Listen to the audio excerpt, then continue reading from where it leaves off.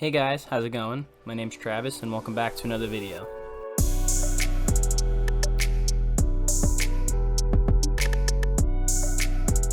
It's been a while since I uploaded a video. I just recently got back from vacation, so I took some time to relax, but I just wanted to make this quick video here from the desk so that I can let you guys know what's going on. If you haven't already checked it out, Wait Where's My Lunch is an indie game that I'm currently working on, and there's a free demo available on Steam, and then there's also a free extended demo available on my website, magicdragonstudios.net, so be sure to check those both out. They're both absolutely free. In the last video I talked about the soap trail and how I wanted the soap trail to kind of be something that enemies can slip on a path and stuff, and I had trouble making colliders for that. There's really no easy built-in way for the Unity game engine that kind of incorporates trail renderers with colliders. Originally I tried a super optimized version where basically if there was any straight lines I would try to make colliders along that line and rotate them and stuff like that, but it really didn't work out at all, so I basically just made every point that's on the trail renderer a small box collider, and it pretty much takes up the entire thing.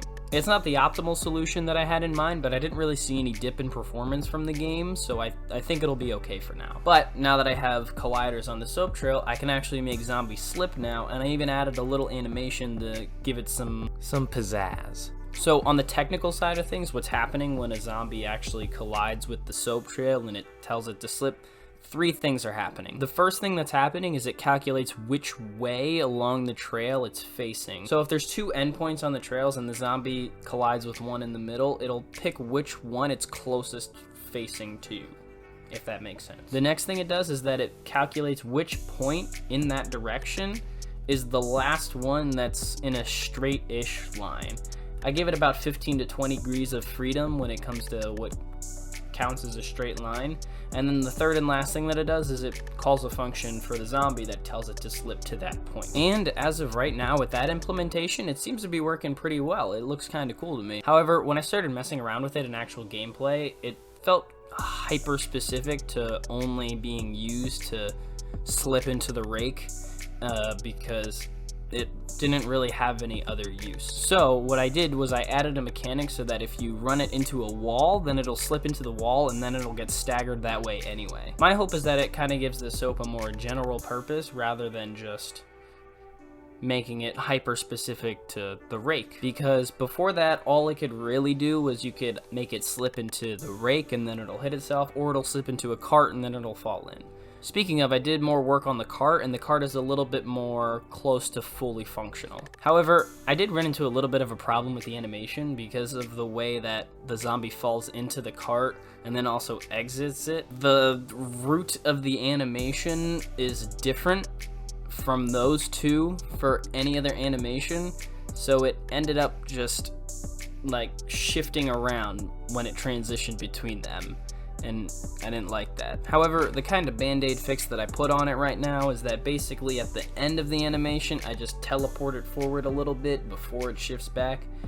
And I asked a couple people if they noticed anything wrong with it, and they didn't point out what it was. So I think it's good.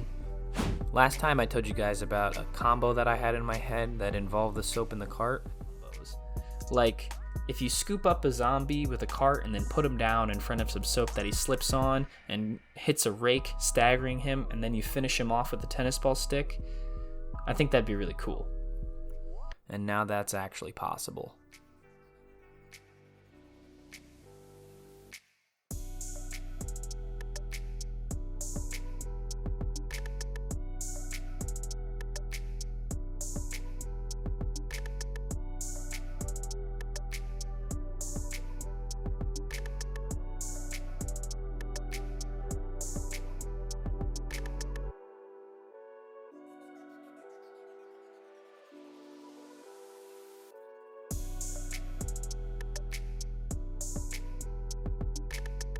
And lastly, I put a lot of effort into trying to make the school level look a little bit more full and alive and a little bit less empty and monotone.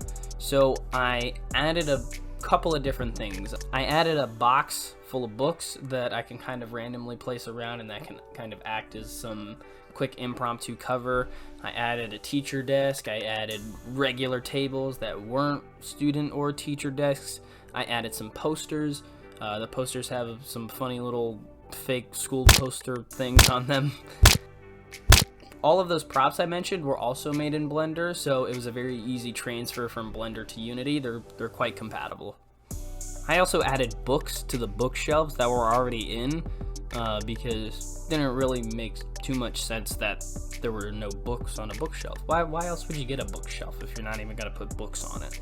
So after all that was done, I'm pretty happy with how the school level's starting to turn out. I do think I'm taking a step in the right direction of making it look a little bit better, but I feel like there's one thing that I have to do. I don't really know what it is, but I feel like something's missing from it to kind of make it complete, and I don't really know what it is. I don't know if it's a different color palette, if it's lighting, if it's the normal maps that I mentioned before in the last video. If you have any ideas, please let me know in the comments. I'm really curious to see what your thoughts are about it.